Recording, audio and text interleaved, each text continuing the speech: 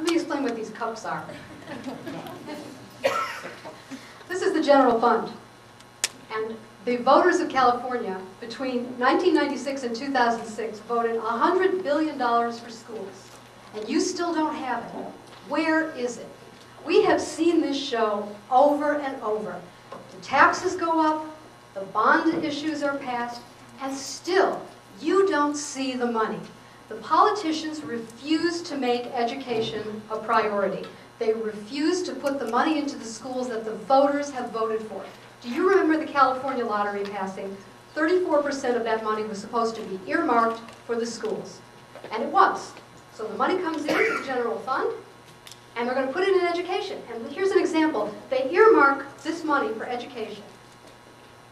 But look, this money's not earmarked for education. We can take this out. We can put this into something else. Let's put it into pensions. There's never enough money for unfunded pension liabilities, hundreds of billions of dollars for state workers and for teachers. The pensions are not funded. This is earmarked for education. Let's put it in. Oh, look. We can't spend that on benefits or administration, but we can spend this money from the education budget on benefits. Let's do that. It's a shell game. We've seen it over and over again. In 1988, before any of you were born, the voters passed Proposition 98, and they said, we want a minimum of 40% of the general fund to go to education. And guess what? The legislature found a way around it. They created a special fund and another special fund, and now there's $40 billion from the general fund in the special funds. And what gets divided up for education under Prop 98? Just what's left.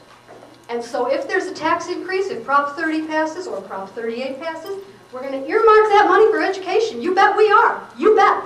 This is earmarked for education. We're going to have an audit. We're going to have auditors come in and make sure that every dollar that was earmarked for education is in there. But look, that money that we put into education last year, we can take that out. And we can put that in pensions. In fact, we can take all the money from the tax increase and put it in pensions because we owe hundreds of billions of dollars, and the Constitution of California requires that the legislature pay that money. They don't even have a choice. So they're going to take all that money that comes in from Prop 30, it's going to go right into the unfunded pensions, and the unfunded pensions are bottomless.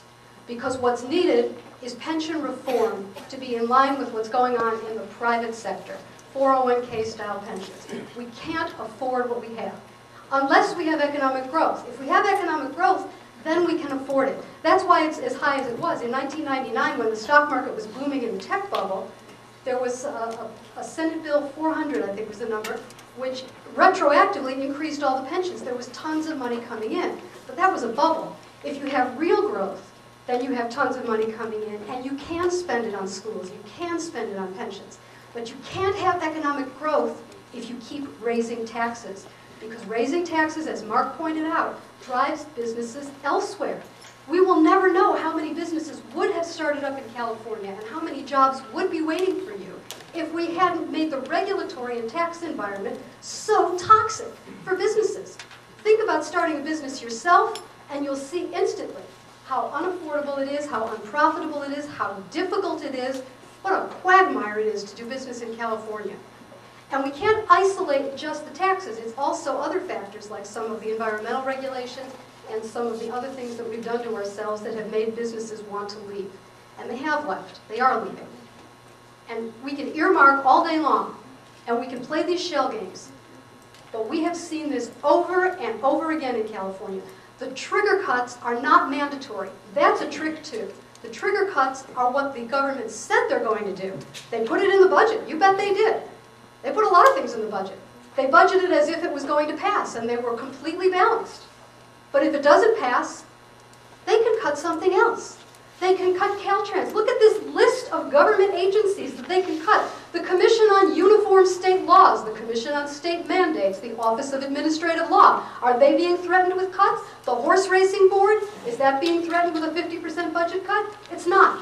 Why are they threatening education? Because if they threatened the DMV, who would care?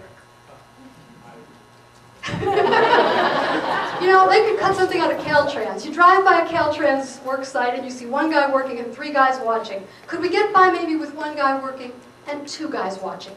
Are they threatening to do that? They're not. They're threatening education because they know the voters want to spend money on education. The voters have spent $100 billion on education. They voted for the lottery. They voted for Prop 98. They want to fund education. The politicians have betrayed you, and they are holding you hostage. And this is an extortion racket. And I urge you to vote no, and then we will see real pension reform, and we will see cuts of garbage from the budget instead of cuts from the important education that you need.